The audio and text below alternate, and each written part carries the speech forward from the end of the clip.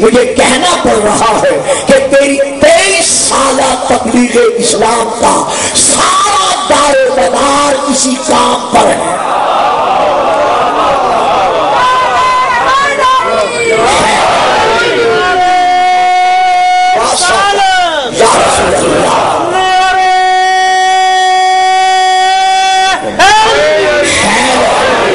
تو میرا حبیب مجھے یہ اعلان کرنا پڑ رہا ہے کہ اگر یہ کام نہ کیا فما بلغت رسالت کا، تو آپ نے تبلیغ رسالت کا یوں سمجھے کوئی کام ہی نہیں کیا، یعنی جب نتیجہ ہی نہ ہو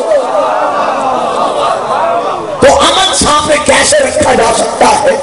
تو یہ کام تیری ساری تبلیغ اسلام کا ماحصل ہے، نتیجہ ہے.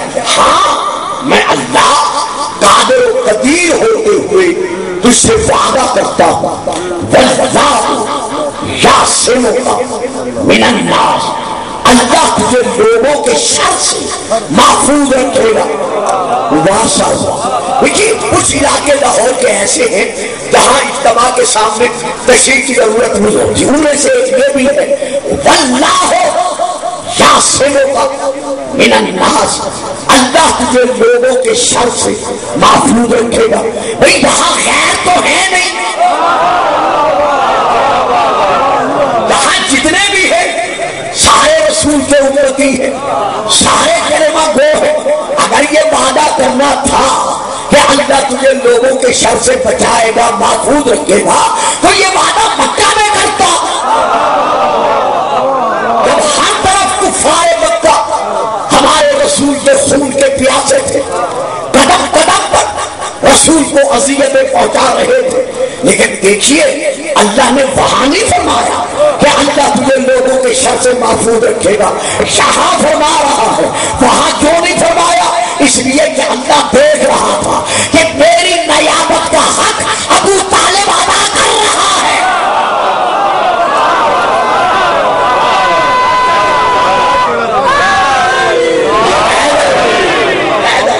حفاظت مصطفیٰ میں ابو طالب شیشہ پھرائی ہوئی دیوار بن کر، مضبوط چٹان بن کر اس انداز میں کھڑا ہوا ہے کہ پوری کائنات کے دشمن ایک طرف، محمد کا محافظ ابو طالب.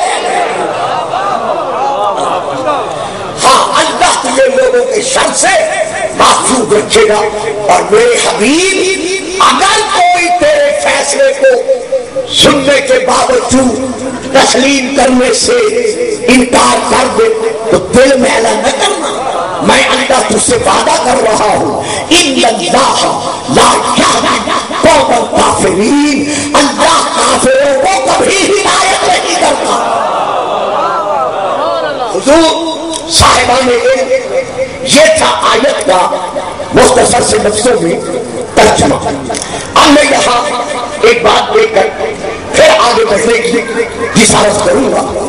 بات میں یہ دینا چاہتا ہوں، جب آیت سے واضح ہے کہ تبلیغ رسالت کا پورا دار و مدار انحصار آج کے کام پر ہے، تو پھر چاہیے نا کہ جتنے مفسرین اسلام ہیں شیعہ سنی کا سوال چھوڑ کر وہ اس کام کو واضح کریں کہ یہ کون سا کام ہے جس پر رسول کی 23 سالہ تبلیغ کا دار و مدار ہے. اگر آپ مجھے اجازت دیں اور سردی سے گھبرا بھی نہ رہے ہو تو میں ایک فکرہ اور ادا کر دوں. آدم سے لے کر عیسیٰ تک ہر نبی کی تبلیغ کا دار و مدار ہمارے نبی کی تبلیغ پر. اسی لیے میں نے کہا تھا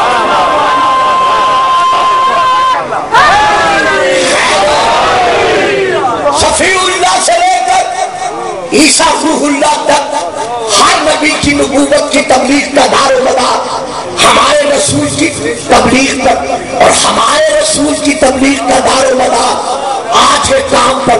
تو کم از کم اس نئی نسل کو بتانا چاہیے کہ وہ کون سا کام ہے تاکہ فاصلے مٹ سکے. لیکن میں یہاں کیا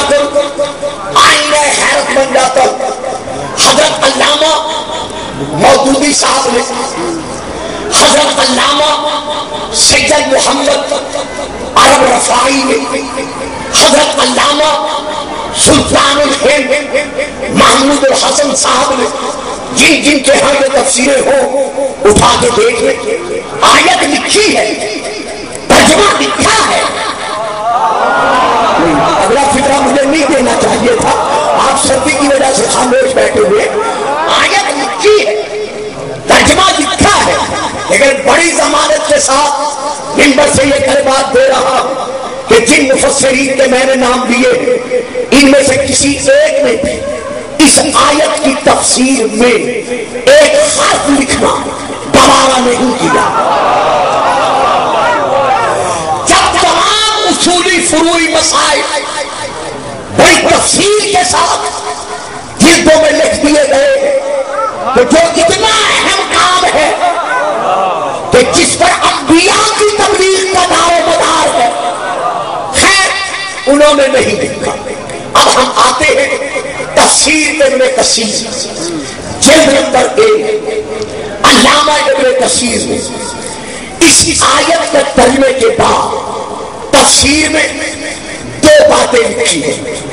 پہلی بات میں وہ واقعہ لکھا ہے کہ جب رسول پاک ایک منڈیر کے ساتھ درخت کے تنے کے ساتھ آنکھیں بند کر کے سستا رہے تھے اور کوئی آپ کے ارد گرد مسلمان موجود نہیں تھا تو ایک کافر اپنی تلوار لے کر رسول کے سامنے آگے بڑھا اور بڑھ کر گستاخانہ لہجے میں کہنے لگا کہ اے یتیم عبداللہ، آنکھیں کھول، میری تلوار کی طرف دیکھ، میں تجھ پر حملہ کر رہا ہوں.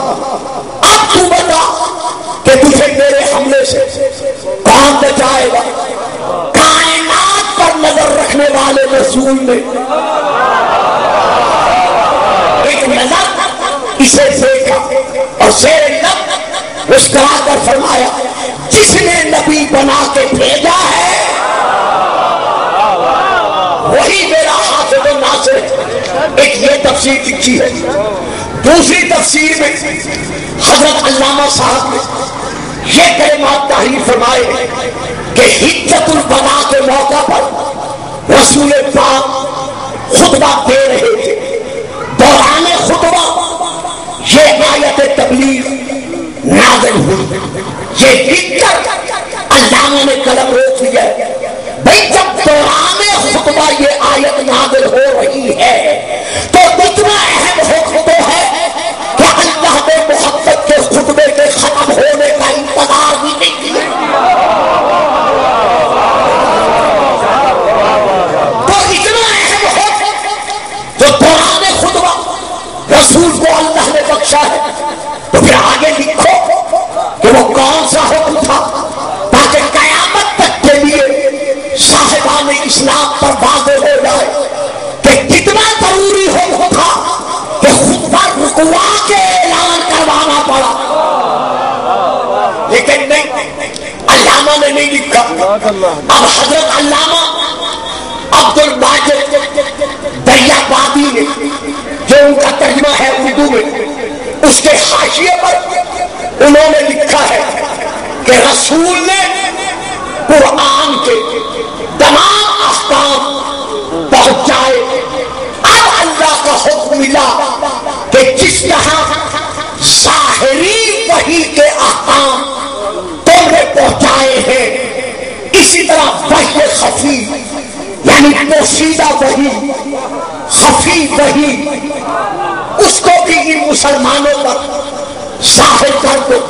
اب میں نے پڑھ دیا، آپ چپ کر گئے. یعنی جو خفی وحی ہے، جو پوشیدہ وحی ہے، اس کو بھی مسلمانوں پر ظاہر کر دو. میرے نوجوانان ملت جعفریہ، میرے بزرگان ملت، یہ لکھ کر علامہ نے آگے قلم روک دیا ہے. یہ نہیں لکھا کہ وہ وحی خفی، وہ پوشیدہ وحی کون سی ہے. بھائی بتاؤ تو صحیح کہ وہ پوشیدہ وحی کون سی ہے، ظاہری وحی میں اور اسے ظاہر کرو، لیکن نہیں، علامہ نے ظاہر نہیں کیا، لیکن میں 2 لفظوں میں اپنے نوجوانوں تک پہنچا رہا ہوں۔ وحی جلی کیا ہے، ظاہری کیا ہے، جو اللہ نے جبرائیل کے ذریعے سے رسول تک احکام پہنچائے، وہ ہے وحی ظاہری، وہ ہے وحی جلی، وہ ہے کھلا وحی۔ لیکن وحی خفی کیا ہے؟ جبرائیل کے وسیلے کے بغیر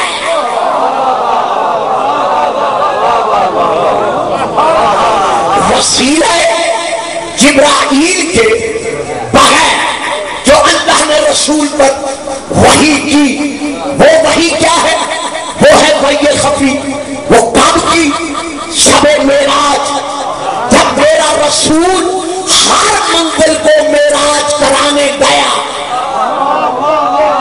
واہ واہ صاحب واہ، تو باقی تو چپ رہ گئے، آپ کو تو بولنا نہیں بیٹا، شاباش میرے بیٹے، ذرا یہ بات لینے دو، میں نے بات کیا کی ہے، باقی چپ کر جاتے، آپ تو خاموش نہ رہتے۔ یعنی یہ کہنا رسول معراج کرنے گیا، بھئی وہ کون سی بلندی تھی جو محمد کے صدقے میں نہیں بنی؟ جسے جو مقام عروج حاصل ہوا ہے وہ ہمارے نبی کی نالین کے صدقے میں حاصل ہوا ہے۔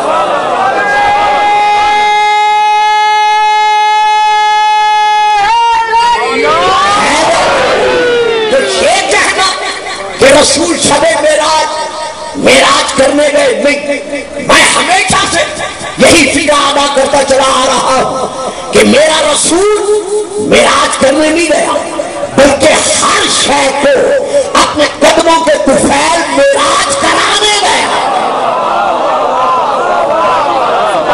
اب آئیے وحی خفی پر، جب مقام کعبہ کو سہنے آؤ ادنا پر رسول جلوہ فکن ہو چکے، جو حد امکان کی آخری حد ہے۔ پڑھے قرآن، اللہ ارشاد فرما رہا ہے فَأَوْحَىٰ إِلَىٰ عَبْدِهِ مَا أَوْحَىٰ۔ اب یہاں جبرائیل کا واسطہ نہیں، جبرائیل تو رک گیا تھا سدرۃ المنتہا پر، وہ تو آگے بڑھ ہی نہیں سکا، تو جبرائیل کا واسطہ کہاں سے آ گیا؟ یہاں اللہ ڈائریکٹ وحی کر رہا ہے، فَأَوْحَىٰ، بس اس نے وحی کی، اِلَىٰ عَبْدِهِ، اپنے عبد پر، بندے پر، ماں وہ جو تھے، اوحا اس نے وحی کرنا چاہی، وہی وحی اپنے رسول پر وہاں بلا کے کی، یہاں سے بلایا صرف اس وحی کی خاطر۔ اب یہ وحی کیا ہے؟ وحی خفی۔ رسول واپس پلٹ آئے، یا رسول اللہ حالات سنائے، لیکن اس وحی خفی کی تفسیر نہیں بتائی، وقت کا انتظار کیا تاکہ اللہ انزلہ کہہ سکے۔ انتظار کرتے کرتے جب آخری حج پڑھ کر مقام جوفہ سے گزر کر 18 ذی الحجہ غدیر کے میدان کے پہلو کے قریب پہنچے، تو اب اللہ کو حکم ملا کہ یا ایھا الرسول بلغ